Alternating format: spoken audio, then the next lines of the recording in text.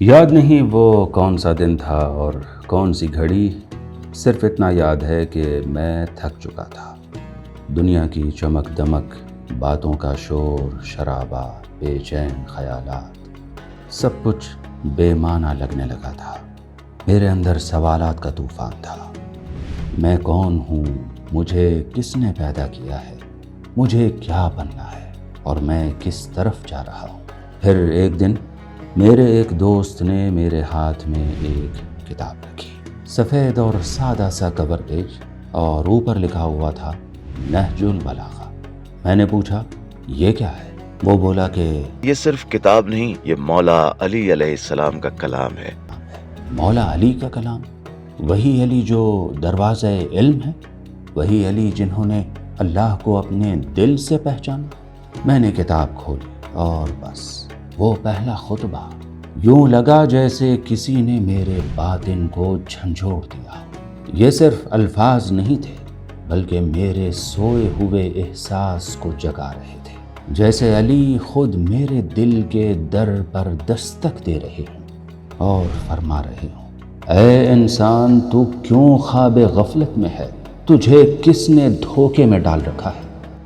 قرآن کے بعد اگر کوئی کلام ہے جو عقل کو بیدار کرتا ہے، انسان کی سوئی ہوئی روح کو جھنجھوڑتا ہے، تو وہ نہج البلاغہ ہے۔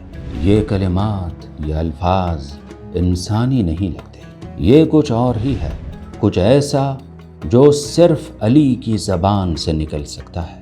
پہلے میں صرف ایک سننے والا تھا، پھر میں نے پڑھنا شروع کیا، اور آج میری ہر سانس میں نہج البلاغہ کا کوئی نہ کوئی جملہ بول رہا ہوتا ہے۔ اب میری زندگی بدل چکی ہے۔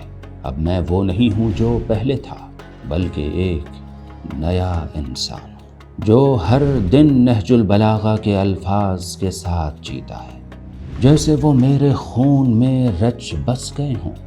اگر آپ بھی کبھی تنہا بیٹھے ہوں، سوالات میں گھرے ہوں، یا کسی سچ کی تلاش میں ہوں، صرف ایک بار نہج البلاغہ کھول کر دیکھیں۔ یہ وہ برگزیدہ کتاب ہے جس کی مثل کلام سوائے علی ابن ابی طالب کسی بشر کی زبان سے ادا نہیں ہو سکتا۔ یہ صرف فکر نہیں دیتی، یہ نظر بدل دیتی ہے۔ یہ بتاتی ہے کہ ظاہر کیا ہے، باطن کیا ہے، خدا کون ہے، بندہ کیسا ہو، دنیا کیا ہے، آخرت کیسی ہو۔ نہج البلاغہ نے در حقیقت مجھے مجھ سے ملا دیا، شاید آپ کو بھی آپ سے ملا دیا۔